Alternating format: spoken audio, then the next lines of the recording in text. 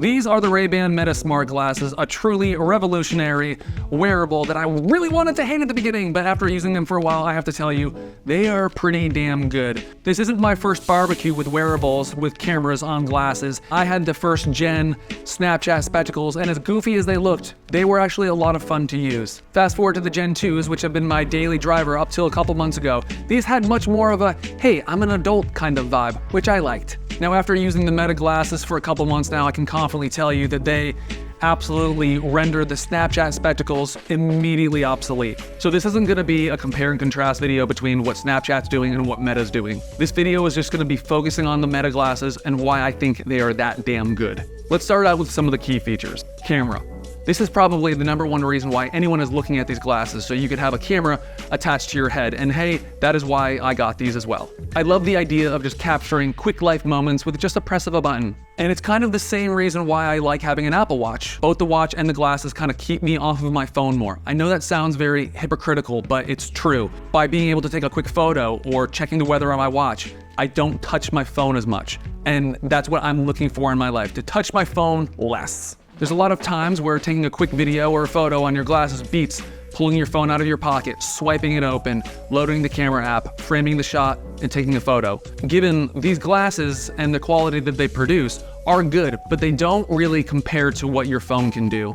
These are more of like a quick life moment that you want to take, that you want to share, whether it's a personal thing for you or something you want to share on social. Rule of thumb when shooting: the more light, the better quality photos and videos you're going to have, which shouldn't really be a problem because these are sunglasses and you're going to be probably using these outside in the sun. However, if you're shooting these indoors, they still will give you a decent exposure. And if it's nighttime, I mean, you'll get an image. It's not gonna be great, but it will expose decently. In the Meta View app, you can set the recording to 15, 30, or 60 seconds. I personally keep it on 60 seconds.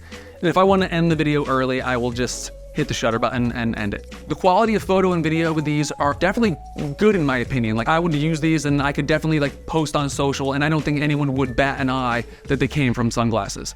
The photos are 12 megapixels and the video is 1552 by 2064 at 1080 30 frames, which is a 3:4 vertical aspect ratio. You can't adjust to horizontal, you just have to shoot vertical.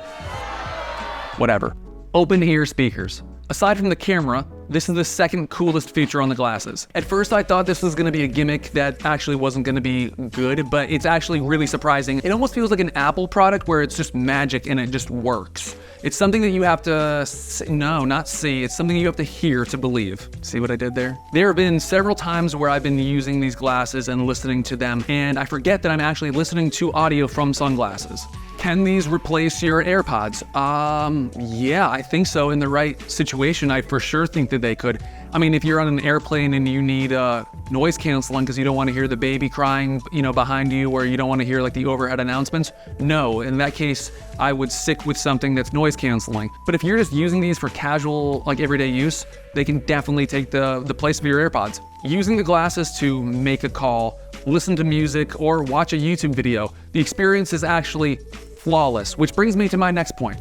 The controls. There's a shutter button at the top for taking photos and videos, and then right next to it there's a hidden trackpad which works exactly how a trackpad should work. Swipe across for volume up or down, double tap to pick up or end calls, double tap when listening to music to skip a track, or triple click to play the last track. The touchpad is slick, intuitive, and super responsive. When wearing the glasses, you can summon the voice assistant by saying, "Hey Meta," and giving it a command. You can ask it to take a photo, take a video, play music, or ask it a random question like you're using it as a search engine. So you could ask it, "What's the weather today?" or "How many days left until Christmas?" What's really cool about this feature is that it's not just limited to information it can scrape on the internet. It can actually look at what you're seeing and give you real-time information on whatever you're looking at. So you can be wearing the glasses and you can be in the forest and say, "Oh, what kind of flower am I looking at?" And it will tell you what kind of flower you're looking at. If you think about that, you have a search engine on your face. On another note, Meta's voice assistant is good, but we're so spoiled with Siri that kind of using this feels a little clunky. Asking it to make a phone call to one of your contacts is one of the worst experiences ever, and I'm gonna touch on that later when we look at all the cons, but yeah, let's move on. Going live.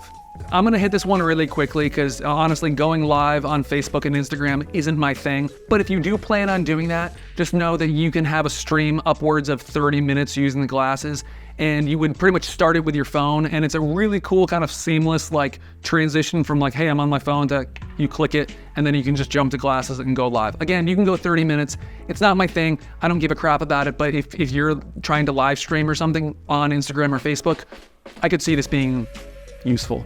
Charging case and battery. You charge the case using a USB-C cable, and I'm down with this. Otherwise, you would have to figure out a way to use a proprietary charger on the actual glasses, and that gets super messy. The case is nice, it feels good, and definitely will protect your glasses. Expect to get 4 hours throughout the day of continuous use, and if you need more charge, you throw them in the case, and the case will give you up to 8 charges. I know that you might say, oh, 4 hours, that's not that much. It is. If you're banging on these and you're shooting videos and photos, I mean, that's a lot of use. If they're just in standby mode, there is some phantom drain, but I've used these a lot and I don't have a problem with the battery. They are very acceptable.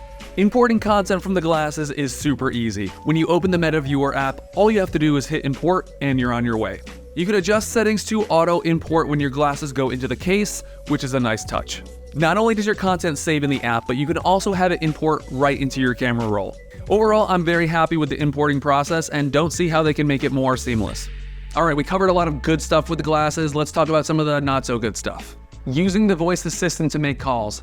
I mentioned this earlier and I don't know why it irks me so much, but to make calls from your glasses, it has a 20% success rate of calling the right contact. On top of this, not only does it get the name wrong, but it tries to have you make the call like 9 times out of 10. It'll be like, do you want to make this call via Facebook Messenger? And I'm like, no, I never want to call someone via Facebook Messenger, but thanks. So they either need to iterate on this and fix it so your contacts are a little bit more synced up, or they need to remove the feature completely. So sometimes the Bluetooth is janky. For example, I'll be out for a walk with my dog, I'll come back and I will take the glasses off my head and I will put them on my desk. Well, sometimes I will get a phone call and then I'll pick it up and I'll realize that the audio is coming from the glasses that are on my desk, not on my head anymore. I'm not gonna really hate on this too much. This is like probably firmware number 1 that we're on right now, but I feel like it should have a better recognition of when they come off your head, shut the Bluetooth off, turn the connection off. And while we're on the topic of disconnecting, I'm gonna tell you a quick story and something I found that involves connecting. I had a few friends over recently and I'm playing music on my Spotify account via my Google Home. And I told my friends, I was like, hey, I got the Ray-Bans, they're really cool. I'm just gonna take a quick few moments of us playing this board game. I put the glasses on my head and within 2 seconds, the music from the Google Home shot into my glasses, and then I started hearing the music from the glasses. So it killed the vibe and it immediately shot the audio to my glasses. This sucks, and I know it can be changed in a firmware, so Meta and Zuckman, if you're listening, hear me out. In this situation, I think that it should give you a voice prompt and be like, hey, do you want to switch the music over to your glasses? And you could either respond with yes or no, or maybe give it a double tap to confirm that you want it to switch. This is how you fix it. This is how you make it better. Do it. Okay, so moving on from the bad stuff, let me tell you my final thoughts. Long story short, these glasses are amazing, and yes, they have a few issues that can be fixed with firmware updates, but majority of them can be overlooked. The camera, battery life, controls, and speakers are all 10 out of 10. Bang for buck, are they worth it, and do I recommend them? At the starting price of $300, you're getting an amazing pair of Ray-Ban sunglasses, and then all this tech inside. Yeah, with all the things that they can do, I'm going to give this my seal of approval and say that this is definitely a good buy. Speaking of goodbye, that'll do it for me. Thank you so much for watching. If you have any questions or comments, please leave them below. I will answer them all, I promise. All right, till next time, I'll see ya.